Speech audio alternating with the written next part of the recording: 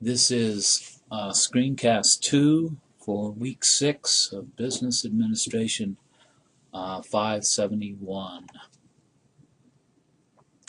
So going back to this picture, I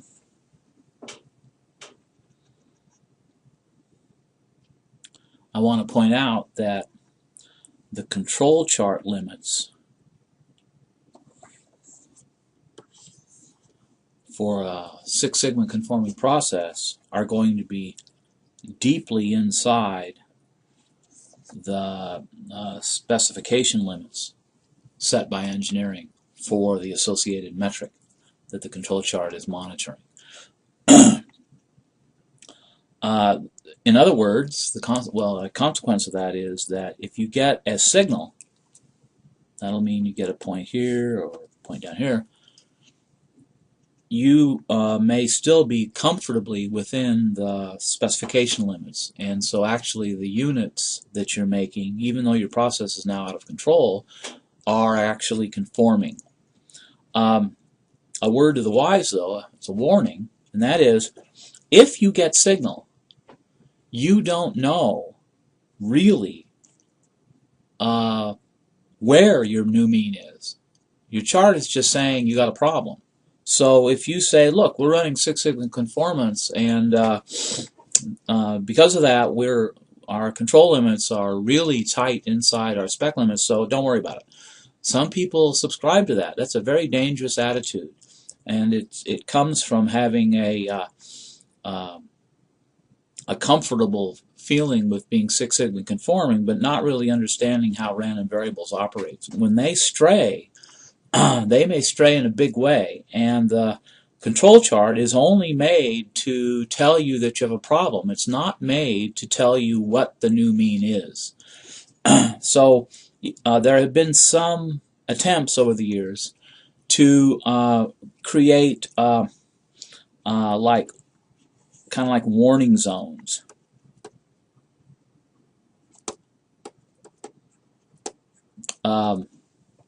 These methods are to be discouraged, because they're just asking you to be tempted to keep a process running even though the chart said it's out of control, in the rather naive assumption that you're still within the spec limits. If the chart says you're out of control, you need to find out why you've lost control, why something has shifted, no matter whether you're running Six Sigma or you're not. So there are some chapters in Ryan, there's some sections in Ryan that talk about these kind of warning zone systems, and I'm ignoring all of them because I just think they're a bad idea. So here's a lecture question.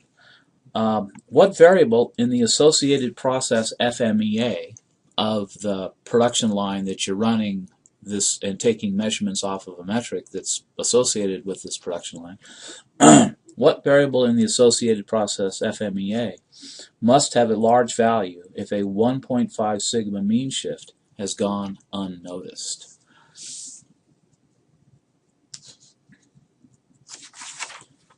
So we get down to business here. Six Sigma QI program steps. So QI, Quality Improvement Program. Six Sigma, this new management system called Six Sigma. Program steps. You show up for work one day and, oh, there's a meeting. You go to the meeting. Management says, okay, folks, here's the new deal. We are going to implement a Six Sigma program in this outfit. Uh-oh. This is going to be a major change in your life in that firm. Well, what's going to happen? Well, they put up a spiffy PowerPoint slide and they say, here's what's going to happen. 1, we're going to form a Six Sigma leadership team.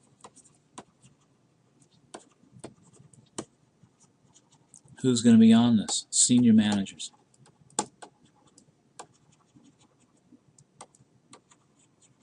Do they have any training in Six Sigma? No, they don't need it. They're running the firm, and they're going to oversee the Six Sigma program. They're going to be the leadership.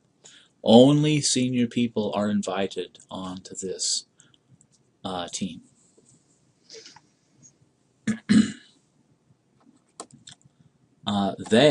This team, will decide how green belts,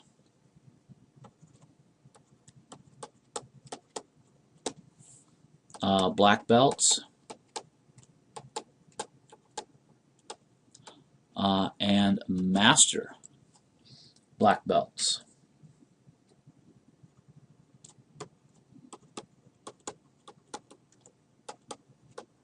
will be trained. And I'm going to use GB for green belts, BB for black belts, and MBB for master black belts. By the way, in the world of Asian self-defense arts, where'd all this belt business come from? Well, it is said that a long time ago, if you wanted to become good at a martial arts, you showed up at some school and you had your little outfit given to you and it had a belt. And it was a cloth belt. And you started working with your instructor and your classmates, and you found yourself getting thrown on the ground a lot because you're a student. You're not very good at this stuff, so you take the sore end of the fight. And after a month or so, you look at your belt and you notice that it's all slimy with grass. It's kind of turned green. So you know something, but not a whole lot. You stay in the school and you keep getting thrown, and basically you get thrown so many times that your black, when your belt, when you look at it, has turned black from mud, dirt, rocks, a little bit of blood. It's kind of a nasty deal. But by now, because you've been beat up a lot and you've done a lot of practicing, you're pretty good. And hence the idea of identifying how experienced a student is by how dirty their belt is. Master black belts, though, are basically kind of an invention of this quality movement. So, you know, by the way, what's going on here? Well, for some reason, I don't know where it came from, but for some reason, the Six Sigma community started to use martial arts jargon for just this one area, which is how much knowledge do you have of Six Sigma? Green belts have a small amount of knowledge of Six Sigma techniques. Black belts have a comprehensive knowledge, and master black belts have experience in training other black belts. And they have experience in running successful Six Sigma projects. So it's one thing to be a technician and know a lot about implementing something. It's another thing to have trained others and also have on your resume evidence that you have run successful Six Sigma projects. In the latter case, you get to be called a master black belt. So this leadership team has a decision to make just as soon as they show up for their first meeting, and that is, how are we going to train the people that we need to implement our Six Sigma program? You can use on-site, off-site,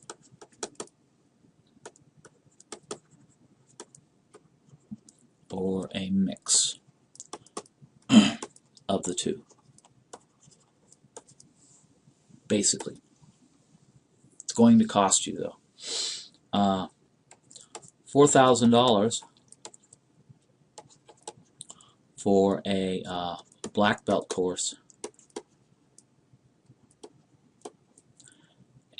in Colorado Springs.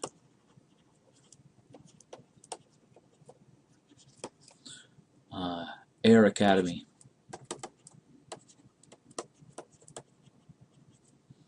Check out Air Acad. I believe that's what it is.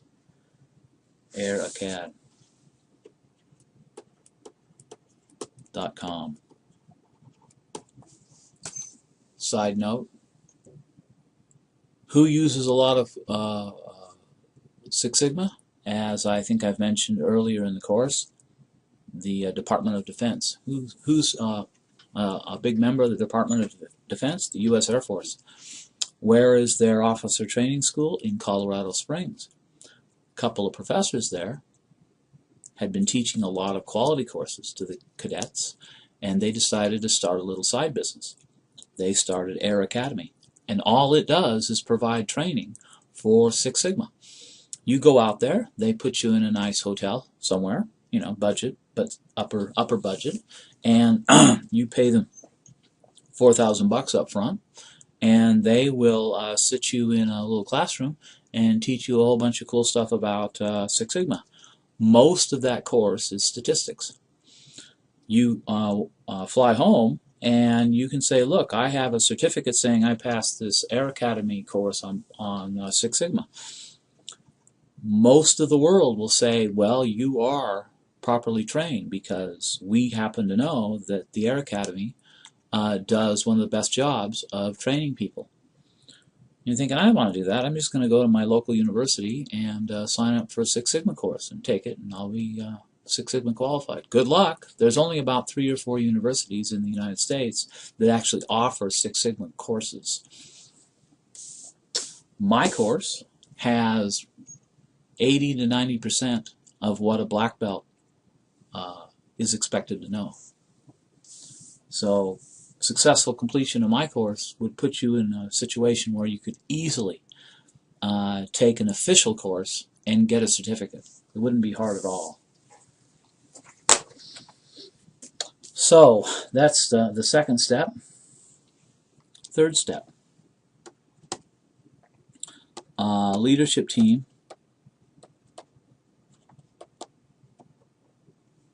assigns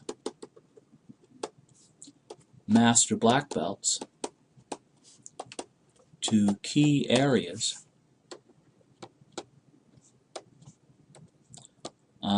so that they can identify Six Sigma projects. You're thinking, whoa, what happened just then? These master black belts are hired from the outside. Because you can't just grow a master black belt internally the day after you decide to implement a Six Sigma program, because these people have to have evidence of training other black belts and having run successful projects. So a course, you're going to have to buy them. They are going to be for-hire consultants, and they're going to come in and you are going to pay a pretty penny for their time because they have credentials and they have successfully run Six Sigma projects at other firms. But they are strangers, high-paid strangers, and they are going to go into areas such as production, such as customer service, such as warranty work, research and development, and they are going to nose around, talk to people, and they are going to decide what projects would make the firm the most money, and they're going to report back to the leadership team.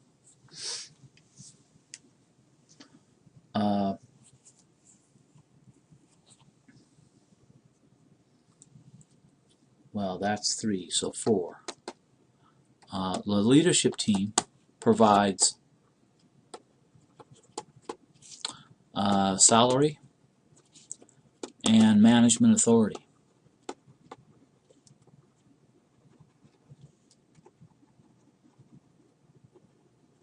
Key phrase.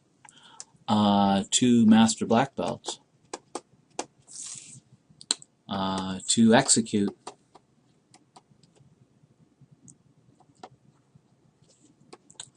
these projects, one or more projects, that the Master Black Belts themselves identified. So management, through the leadership team, says not only are we going to pay you a lot of money, but we're also going to dump on you management authority, which will supersede the management authority in the area that you have decided to work in. So let's say they come back and say, you know, accounting is, well, boy, it's one of the most inefficient accounting departments we've ever seen. And they say, well, a Master Black Belt might say, you know, I think that a project inside of the accounting department would really yield a lot of results for you guys. Okay, you got it. Well, there's this manager in there, manager of accounting, and this person didn't take a real positive view towards my presence when I was there walking around. We'll make a phone call. They make a phone call, they make it clear to that accounting department manager that he or she is now working for the Master Black Belt. Now, if that isn't invasive, I don't know what is. This person might have been with the firm for 25 years, and they're going to say, what? I've met this person for 5 minutes, and at the end of those 5 minutes, I knew I didn't like him. You're now working for that person. I don't want to do that. I'm not going to do that. Well, then you will need to clean out your office and be gone by 10 o'clock. I've been here for 25 years. Doesn't matter. We are implementing Six Sigma. This person will have to bite their lip and realize that something very drastic has just happened. This person might say, what is going on? Senior management will say nicely, maybe, look, we're about to go Chapter 11. This is our last-ditch effort to fix the firm. These people that we brought in are experts at finding where we're bleeding money, and they know how to fix it. But they have to have management authority. Otherwise, they're simply pundits sitting on the sidelines talking about how things could be better. We don't need that. We need someone who can implement change, not just talk about change. So that's invasive management. And a lot of firms that are about to go under say, this is not going to be fun, but we don't have a choice. It's either this or we start selling off our assets.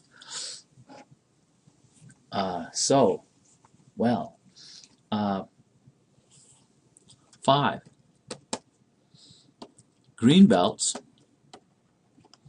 are instructed to execute just do it projects that have known cost savings or revenue increases potential. The idea is that because of bureaucratic infighting and managerial resistance, there have been some things that could be done in the firm that are obvious to everybody that would help things, lower costs or increase revenues.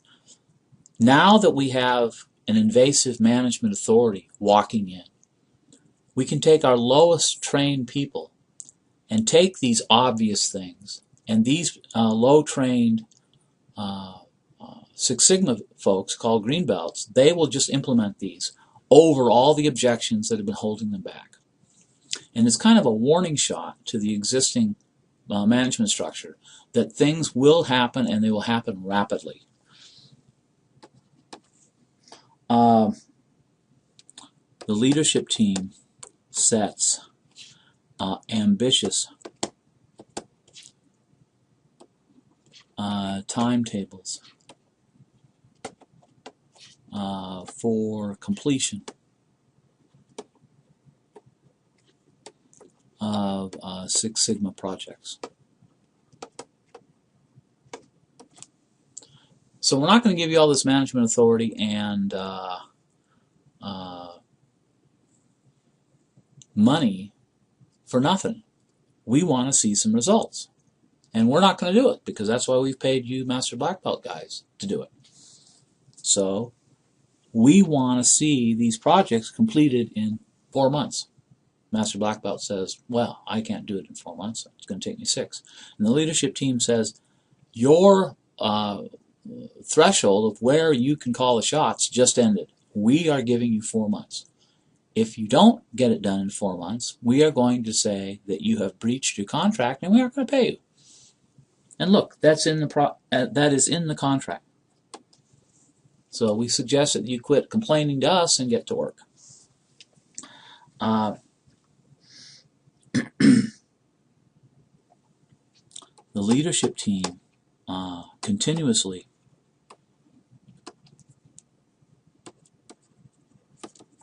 evaluates progress.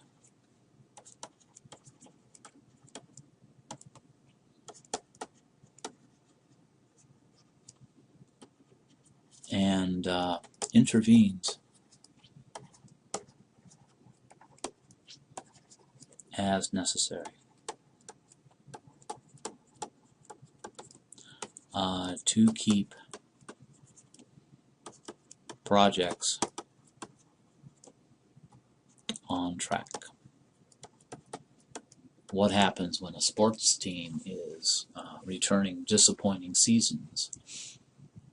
1, 2, 3 seasons after another. Guess who gets replaced? The coach. Very similar. And who's doing this replacing? The ownership of the team. Well, they're not coaches. They don't know anything.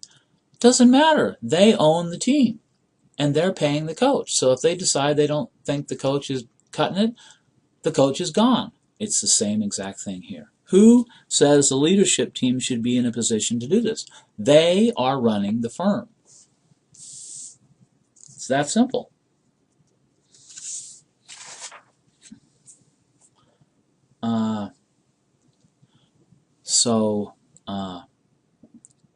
How does a Six Sigma project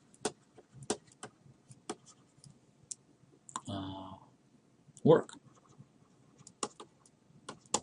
Answer: DMAIC, which you've probably seen in Ryan. For define, measure,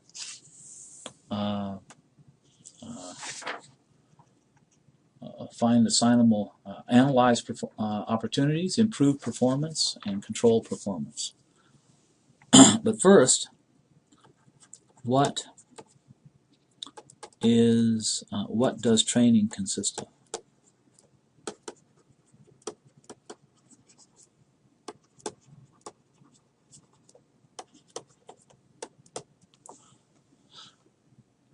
I mean, step 2 was we are going to buy some training for a selected number of individuals in our firm. So what are you going to do?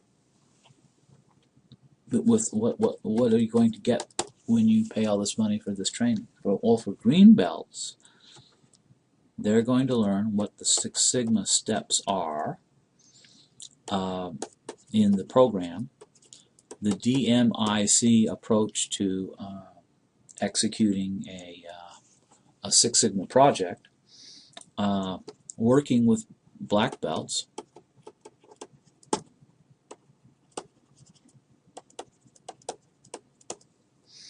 and this will take 5 classroom days